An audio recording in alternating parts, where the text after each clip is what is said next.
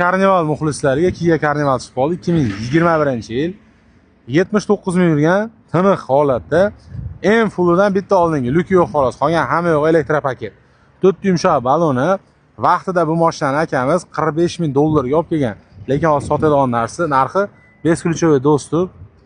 Mashina kojani salon 77 ming yuribdi, kechirasizlar, 79 ming deb aldabman sizlar.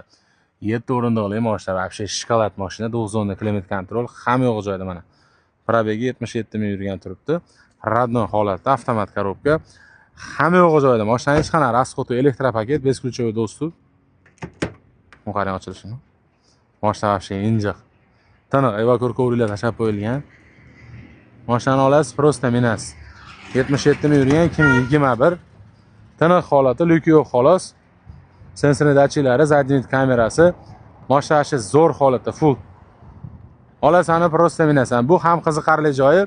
Benzinda yuradi, salarkada bas. Benzinda yuradi. 260 ga chiqadi, 160 ga basiz-a. 260 ga chiqadi tezligi. Mana motorlari. ABS sistema. Hamma yo'q joyda rul elektrosvitel, hech qanaqa расход yo'q. Olasiz, просто minas hozir benzinda. Polasa удержания 9 kishilik.